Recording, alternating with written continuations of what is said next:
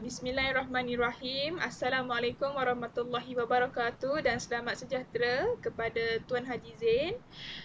Kami dari kumpulan 3 iaitu kumpulan kami diberikan nama kumpulan Telegram dan kumpulan kami terdiri daripada 4 ahli kumpulan yang cantik iaitu saya, Hafizah, ada Yusra, ada Izzah Balkis dan ada juga Kashvina. Baiklah, pada malam ini kami akan membentangkan tentang penerangan tentang pemikiran komputasional dan teknik peniskalaan abstraction. Okey. Terlebih dahulu mari kita tahu apakah itu pemikiran komputasional. Pemikiran komputasional ni cara menyelesaikan masalah secara sistematik seperti yang dilakukan oleh komputer.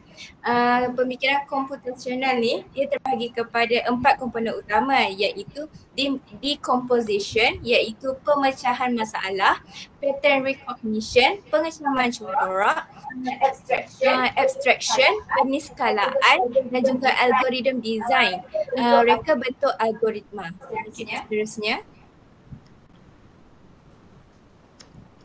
Baiklah, sekarang kita akan fokus kepada salah satu komponen utama dalam pemikiran computational iaitu peniskalaan atau dalam bahasa Inggeris dikenali sebagai abstraction.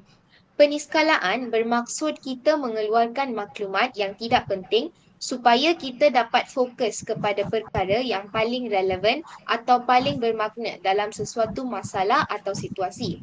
Bayangkan kita membaca satu artikel panjang.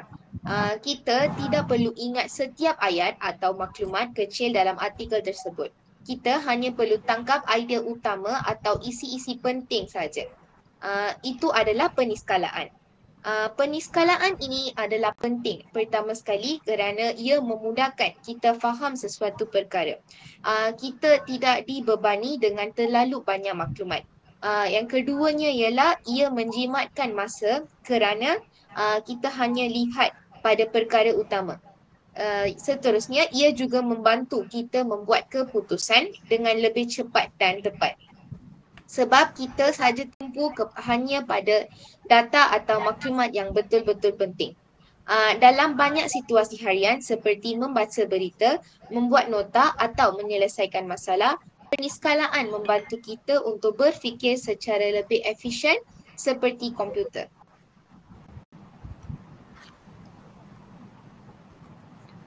Seterusnya adalah saya teruskan dengan peniskalaan dalam ringkasan teks. Jadi macam mana peniskalaan ini membantu dalam ringkasan sesebuah teks. Jadi pertama sekali ialah dengan mengenal pasti idea utama. Jadi peniskalaan ini kita perlu mengenal pasti idea utama dalam sesebuah artikel.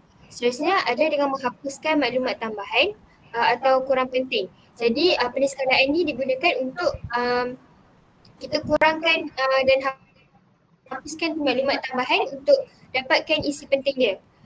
Dan akhir sekali adalah dengan menyampaikan mesej yang lebih jelas dan lebih padat. Jadi peniskalaan ini membantu kita memahami sesebuah artikel ni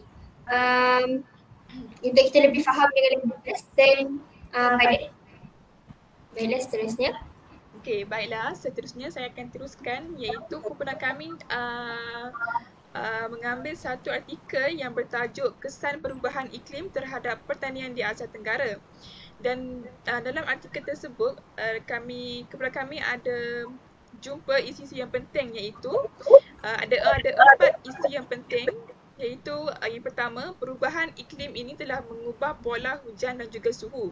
Yang kedua, petani telah mengalami kesukaran dalam merancang musim untuk menanam.